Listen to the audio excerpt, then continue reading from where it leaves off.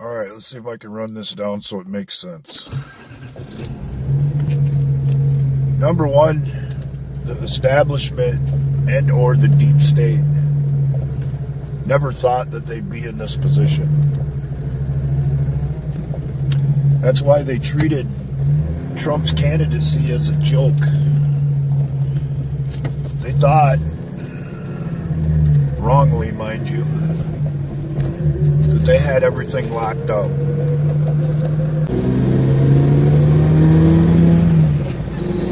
Meaning, the algorithms had already been written. The plan to take over this country and cement their power structure throughout the world had already been completed before the 2016 election.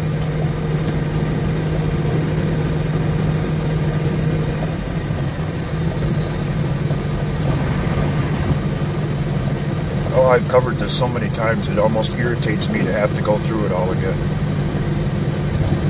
During the Obama administration, there were regular meetings with the media, mainstream media, big tech and social media companies as to how all of this would be accomplished. What most people fail to understand is that the social media companies have been used as a control grid. They know more about you than your best friend knows.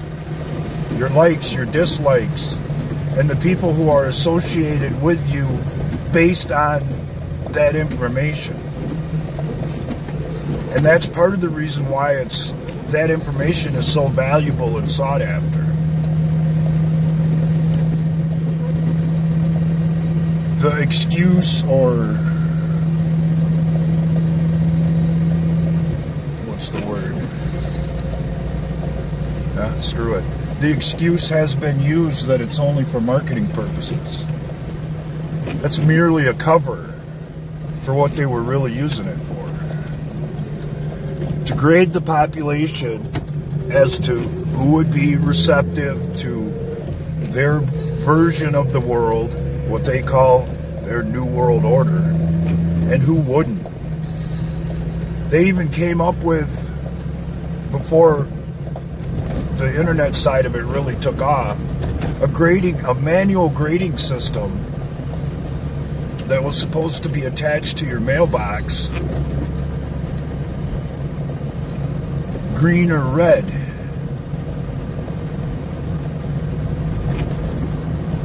It'd be this little dot inside of your mailbox. As far as I know, it was green, red, or purple. Green meaning that you would comply, you wouldn't put up any trouble. Purple meaning that you were retrainable. And red meaning they might as well take your ass out because you ain't never going to go along. All of this was all set.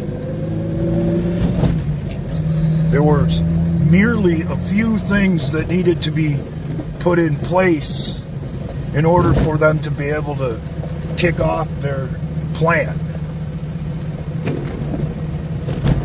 Number one was to disarm the American people and do away with the Second Amendment. Number two was to cause some kind of national crisis where they could usher in the things that they wanted to do.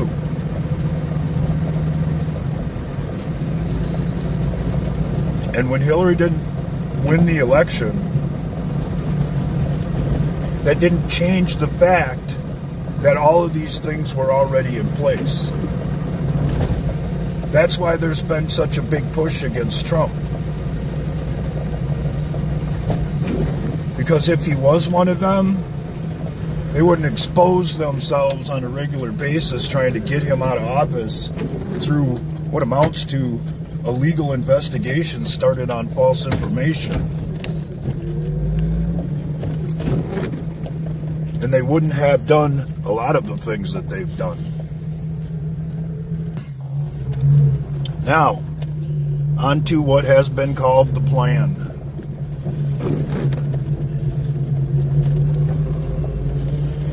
Do you think that it took the Japanese a short amount of time to develop their plan to attack Pearl Harbor? If so, you would be mistaken.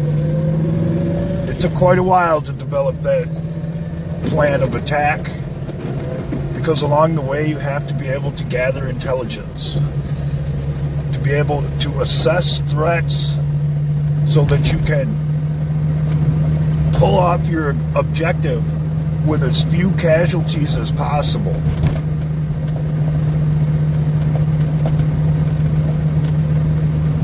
And in my estimation, the exact same thing has been done in this situation. Constantly putting out information through a message board on the internet, of all things, about what was intended, but not in the proper context or timeline, has allowed the patriots, for lack of a better word, or the good guys, to gather intelligence and assess the situation along the way, based on communications, the people contacted, and the things that they've done on each drop or post. These things take time,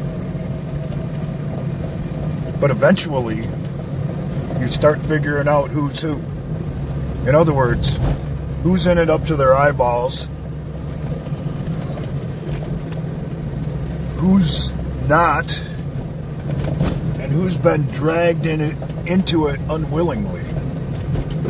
Because there's a lot of people that are not down with what was going to happen, but had really no choice but to go along with it because they were being blackmailed or extorted to do so.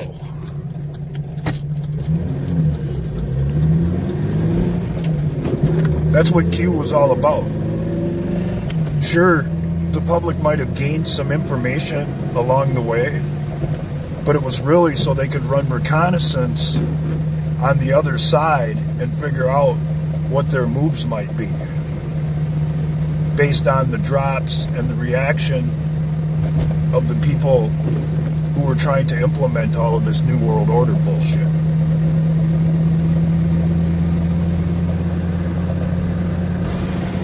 And unless you've never been involved with the military, you probably didn't see it.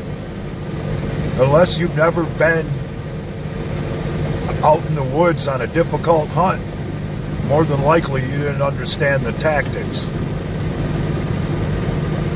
But eventually you gather enough intelligence, or a situation comes along where you have no choice but to follow through on the intelligence gathered. That's why there have been so many CEOs stepping down. That's why there have been so many things exposed along the way, if people were willing to pay attention. Now, that brings us to this time. This outbreak provides an excellent opportunity to be able to run operations behind the scenes, to be able to put people in place to undo what has already been done. And in my estimation, is about to happen, or is happening already. I've mentioned this before. At this point, seeing as how a virus has been released into the population of the world, the patriots have no choice but to move on these people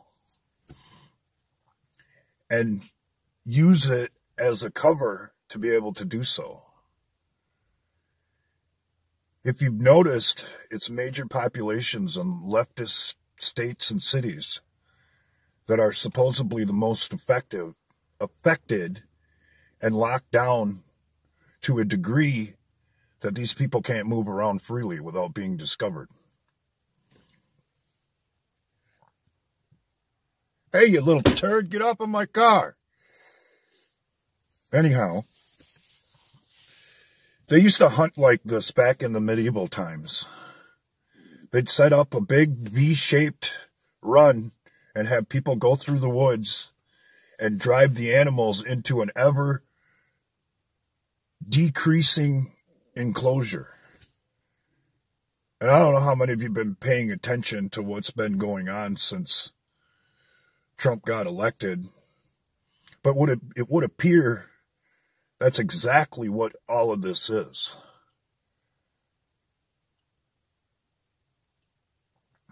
It's like posting up on a main game trail knowing that all of the other trails have been blocked and that your, what's the freaking word? Your quarry or your specific animal that you're hunting will eventually come down that main trail because all other trails have been cut off. Along the way, everyone has been more than happy to accept the idea of controlled opposition.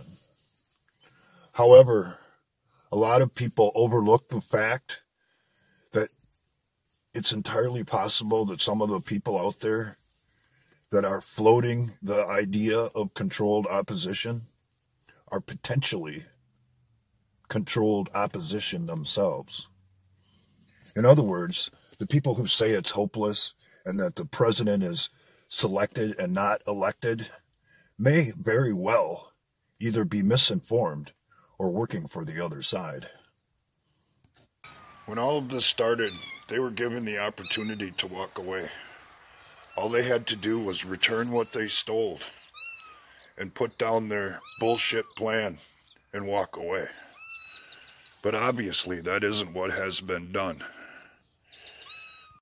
They pushed everything to this point. And as far as our futures go, it's all on the line. Because if these people aren't dealt with and brought to justice, as I have said before, we're screwed. Because there's not going to be a second chance at this. And there sure in the hell ain't gonna be no do-overs.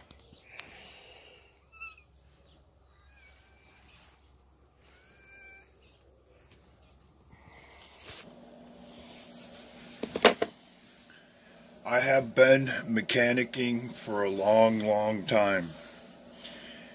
And the machinery may have changed over the years, but the principles are always the same.